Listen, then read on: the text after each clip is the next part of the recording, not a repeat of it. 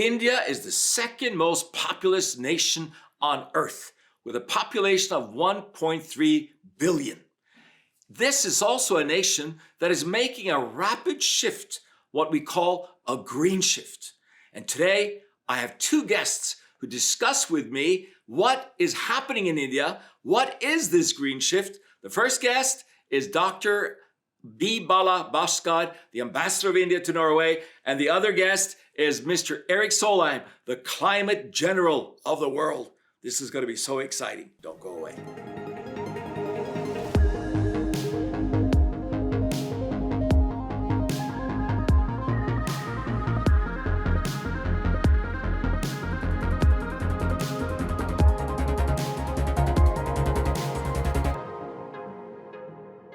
Your Excellency, Dr. Bala Bhaskar, Ambassador of the Republic of India to Norway. So good to visit your residence here in Oslo, Norway. Thank you. Thank you, Reverend Pastor.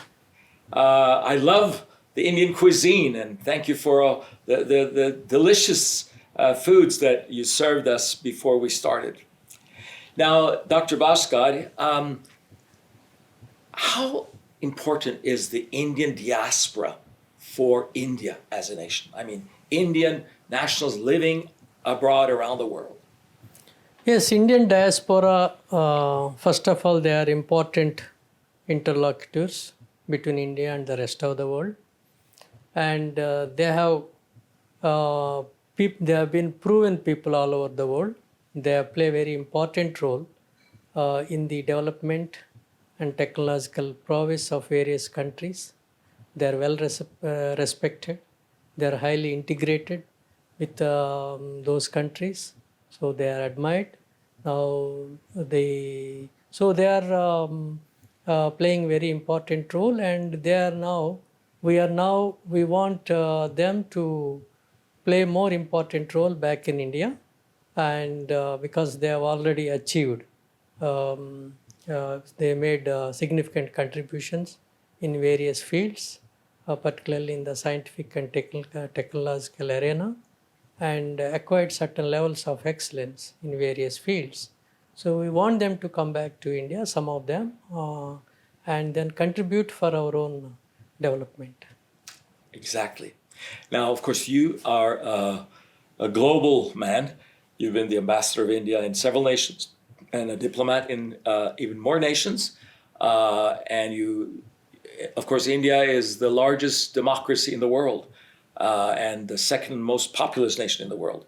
But in a way, looking as a Norwegian pastor, India doesn't need the world, but still you treat the world with respect. And one of those is sitting beside you right now. That's Mr. Erik Solheim, the former Undersecretary of the United Nations for Environment, and the former Minister of Development, former Minister of the Environment and Climate in Norway, and a lot of other important functions. How important is Erik Solheim for India? You know, His Excellency, Mr. Erik Solheim, is a great friend of India, and he has a long association with India, more than 40 years. And he believes that India is a vast country. I'm sure you will listen from him. India is such a diverse country, and no one can understand India sitting far away from India without interacting with India in an intensive manner. So he keeps going to India, he interacts with wide cross-section of people, so he appreciates the challenges that India faced, the progress that we made. So I think, I feel that many people follow him in his approach, and so that's how we value his friendship. And just a few days ago, actually, you presented to him a certain letter. What was that about? Yeah, this is a letter from our Prime Minister on the occasion of Republic Day of India. You know, India is celebrating 75 years of independence. And then for the first time, our Prime Minister started this gesture of writing letters to important friends and interlocutors of India to India in various countries. And as I mentioned earlier, His Excellency Mr. Erik Solheim is one of the important friends globally and the most important from Norway.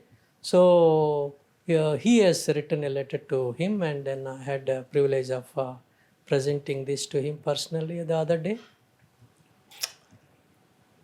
Mr. Erik Solheim, Your Excellency, when did you fall in love with India? I went to India first time as a relatively young person in 1984. At that time, I came back a bit scared, I have to say, because there was so much poverty, and I was, of course, not used to that. Because now India is a very different place than it was in 1984, but I came back prior to my original plan because I was so scared of what I saw there. But later, I got some great friends who opened Indian restaurants in Norway. And I went with them to their weddings in India. And a wedding in India, of course, first day maybe 500 people, second day 1,000 people, and third day 800 people, something like that. So these were enormous events. So I got this personal attachment to India. And then, of course, I started working very, very closely with India at a high political level during the peace process in Sri Lanka. India is the one and only neighbor of Sri Lanka. And without Indian support, you could never, ever achieve anything in the peace process in Sri Lanka. Exactly. Now, what did it mean to you that the Prime Minister, Mr. Modi, presented through the Ambassador Bhaskar, Dr. Bhaskar, this letter to you?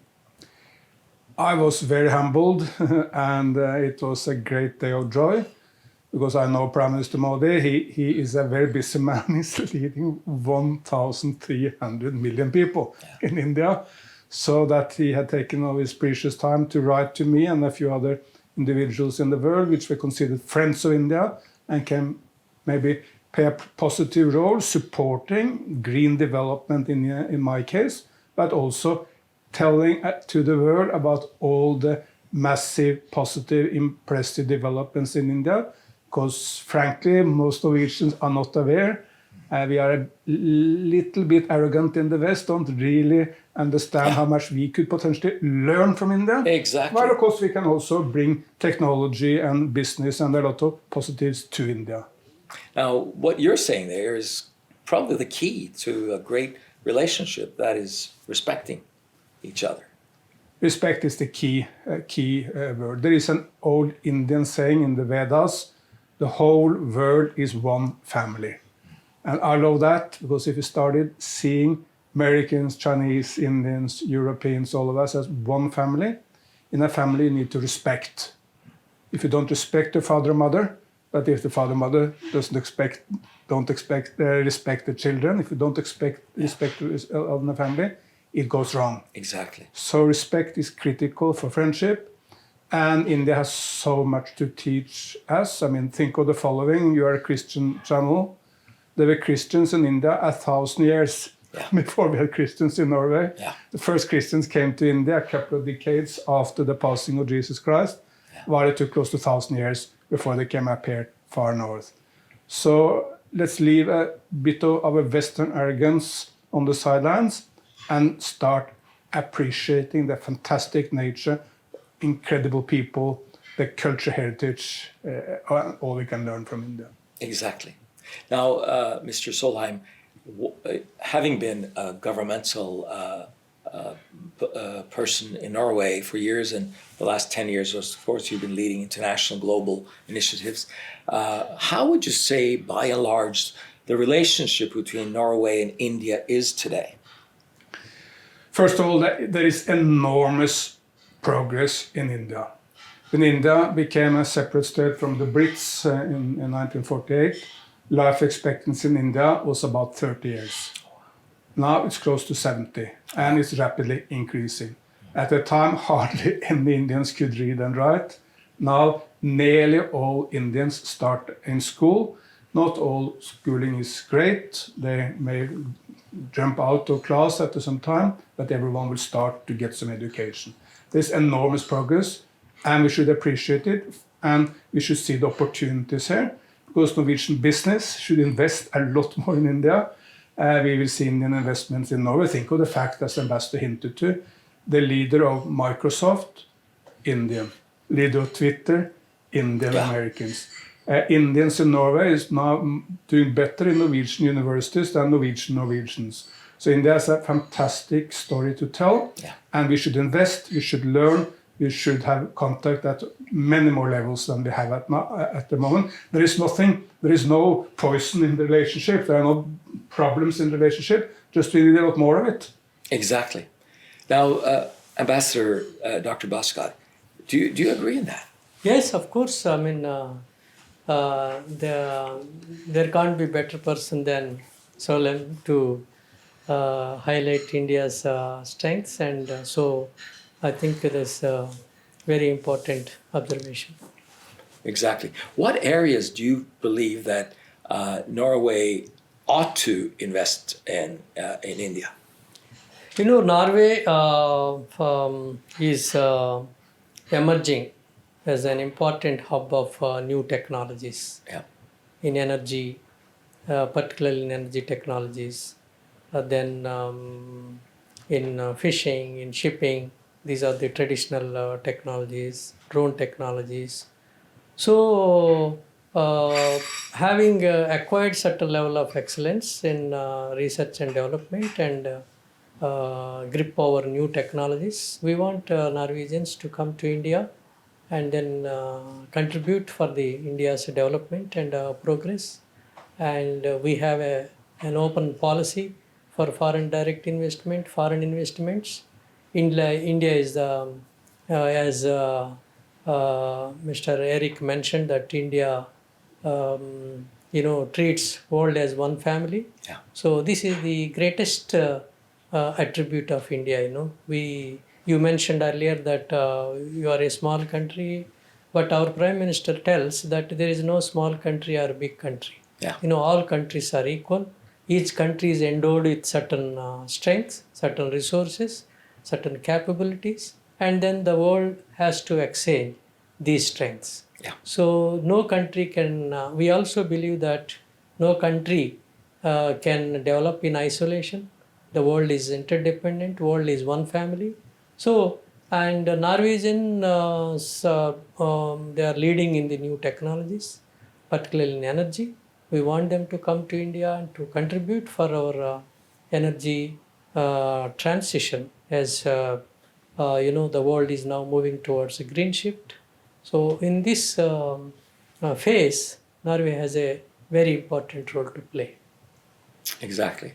I noted that in many Norwegian universities and university colleges, there are high-level Indian academicians who are professors and teachers. Yes. Seems to be a lot of brain power that you're investing in Norway. Yes, a large number of faculty are here. And not only that, even when in India's shipping industry, Indian engineers have been playing a very, very important role. Last year, I had an occasion to visit Stavanger. Then I spoke to some of the shipbuilding industry officials, and they told me that without Indian engineers, they could not really make the progress that is desired. So they have been playing very important role. And then Indian diaspora is also playing very important role in IT revolution in Norway, digitization. Then in other related fields. Then a large number of faculty are there in various universities. They are encouraging. In fact, they are playing very important role in attracting some of the best minds from India and bring them and involve them in Norwegian's research and development. Mr. Solheim, you alluded to the Indian cuisine in the beginning here, but would you say that there's a lot more that India can bring to Norway in terms of brain power? Absolutely, but let's not underestimate cuisine. Yeah. That's a very important thing for people. And it's quite funny. India was under the United Kingdom for 200 years. Today, you can find absolutely zero restaurants in India serving English food. Yeah.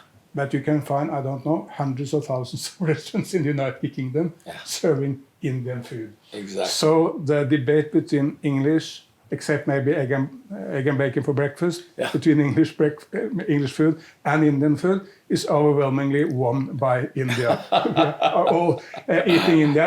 And of course that also it's a bridge to India, because if you go to an Indian restaurant and get true, real Indian food, it's a bridge. But India is so much more than that. Because when you have a population of 1.3 billion people, the best people tend to be brilliant.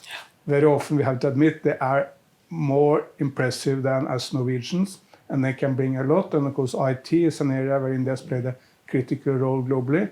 Now more and more we see India coming up in green business.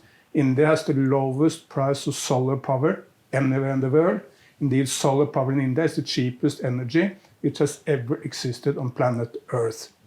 And here there are many opportunities for Norway. I've recently been involved in connecting some IT company in Norway with a kind of sister company in India. We tried to see if there can be a link on battery production in Norway with battery production in India.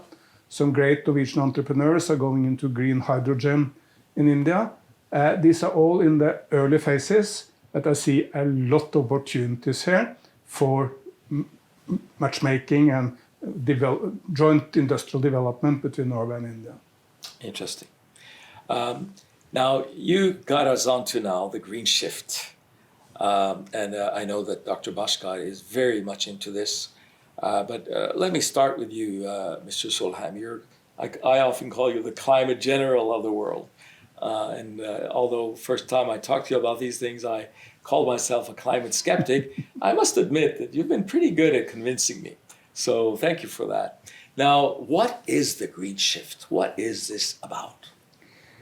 It's fundamentally about shifting the technologies of energy, transport, agriculture, a few key areas, from using fossil fuels and coal and different other technologies which create lots of emissions, into the new modern technology of the 21st century. But this is not a cost, as people tend to believe it. It's not a problem. It's an enormous opportunity for more and better and greener jobs and for economic prosperity. And the one person who really understood this is Prime Minister Modi. Because in the past in India, the debate was always, do we Indians want to develop, or do we want to take care of Mother Earth? And you can guess how many prioritize development. 99%. Everyone said we need to develop because there are still so many poor people in India, we need to develop. Prime Minister Modi has turned this debate on its head into the win-win debate. Where are the policies? Both create development, bring everyone out of poverty, while at the same time takes much better care of Mother Earth. If you shift from coal to solar, well, you save money and you create better jobs, and of course it's good for Mother Earth. If you move into electric mobility, I was just there a couple of months back in Mumbai, the mega city, 25 million people. They will now make all the buses in Mumbai electric, and the new buses will be produced in India, in Pune, a neighboring city. So jobs for India, better air in the city of Mumbai, and of course much better for climate and the Mother Earth, a win-win policy. But Mr. Solheim, of course, in the Norwegian spectrum, you're a socialist, and I am a conservative. Mm-hmm. And the conservatives often use you as the symbol of the bad green policy. But you're actually presenting facts that it improves life and gives us better financial results. Absolutely, and there is no known mechanism which brings us faster into the green revolution and to make it possible to make a lot of money from going green. What's wrong? So good for capitalists. Absolutely. I mean, what's wrong is if you can make weapons of mass destruction and make money from that, or you can make drugs and make young people active and make money from that. These are bad things you need to defeat. Yeah. But if you can make a lot of money from producing solar panels or wind power or green hydrogen or electric mobility or high-speed green rail, fantastic. The green revolution will come much faster. Dr. Bhaskar, what do you say to this? Is this an unrealistic dream, or is this something that your nation actually is catching on to? No, it is an essential dream. First of all, it is essential that we need to move to the make a quick move to green shift.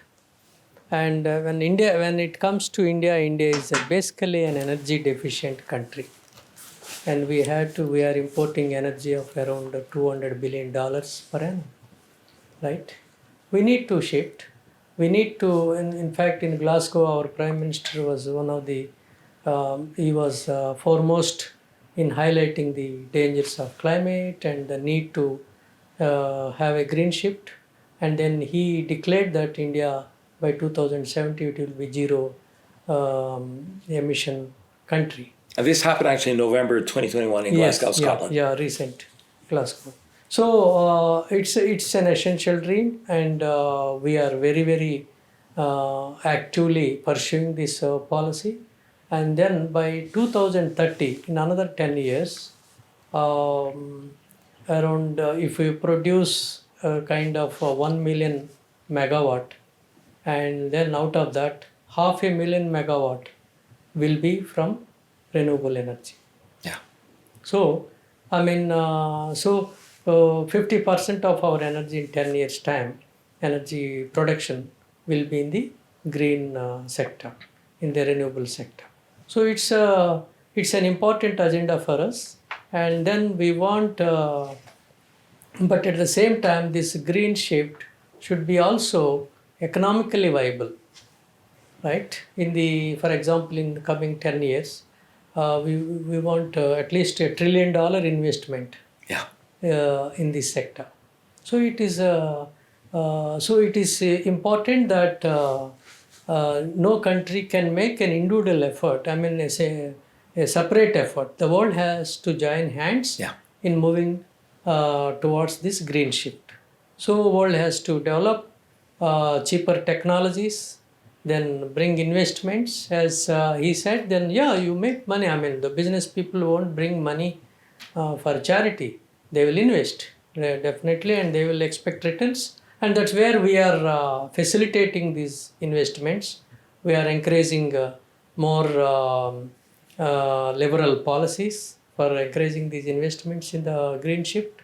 So on. So we have to experience this shift as early as possible. Now, Ambassador, I've read that India has the largest amount of dollar millionaires in the world after USA. Is that correct? No, the point is here in the last 10, 15 years, let's say 20 years, India has transformed in many sectors. Because once India was a kind of a major importer, India has become a major exporter of various products. And Indian, for example, pharmaceutical companies, IT companies, and then other engineering, technology. So the many new ventures have come up in India, and they started exporting technology. They started exporting pharmaceuticals, for example, vaccines. We have not only developed 2 billion vaccines for our own consumption, we have also exported equal number of vaccines to the rest of the world. So in the process of this development, India's economic strengths have gone up. Obviously, there are these, as I mentioned earlier, business people, they make money. So it is something which speaks about the new entrepreneurs, or a large number of entrepreneurs that have been emerging in India, and who have been leading the technologies, and then leading the innovations, and then also contributing for the global technological and so willingly. willingly, yes, of course. Now, Mr. Solheim, I mean, I see press releases, I see stories about you going to India and working with high-level business people. Do you see that this is happening, that they're willing to go for the green shift? No, absolutely. I mean, when Prime Minister Modi very recently launched a green hydrogen strategy for India, to the lead business, to the giants of Indian business, Mr. Ambani, in Mumbai and Mr. Adani in Gujarat, they put $10 and $20 billion on the table for this green hydrogen strategy. Lately, Mr. Ambani has even quadrupled that and said that he will invest tens upon tens of billions of dollars in making green investments in the state of Gujarat. So it's huge. When I was in India last, I met with Anna Mahindra, leader of one of the big Indian business groups, and of course he's eager to go into green technologies, green vehicles, 2-wheelers, 3-wheelers, 4-wheelers, green hydrogen, all these technologies to make India green, and big companies like Tata, Reliance, they're all there. So yes, indeed, we see a lot of green developments in India, again because this is now economically viable while making the planet a more happy place, both at the same time. You know, we're showing on the screen a photo of you and your friend in India wearing a jacket. And before you explain what that is about, could you make one for me in double extra large? I would like to have one. I will call for that. I'm not sure they have that big sizes in India. Tell me, what is the story about those jackets? That's a very good friend of mine, Afroz Shah. He's the world's most famous waste picker at beaches, picking plastic at the beaches of Mumbai. The waste is absolutely incredible, or not is, was. First time I was there was 0.5 meter hard packed plastic. Absolutely horrendous. My friend Afros did not call Prime Minister Modi, tried to do that, or put an article in the newspaper. It just went down to the beach and started picking. Then in the beginning there were 10, then there were hundreds. And at the end, he has mobilized hundreds of thousands of people picking plastic at the beaches of Mumbai, cleaning them. But of course, when you do that, you also send a message to business, you need to change, and to political leaders, you need to change. And they have all responded to this, and Reliance, which is one of the biggest companies in India, has responded by making these jackets made from plastic, 50% plastic, absolutely beautiful. Everyone would love to go to a party and maybe chase some girls with these vests or these jackets. Amazing. I'll have to try to make one for you. Thank you. Ambassador, we're going to continue our conversation after a little break, but could you make sure we get some of this great Indian coffee in the break? Yes, why not? I mean, you need to invest for that. See you soon. We'll be back for the next sequence in a few minutes.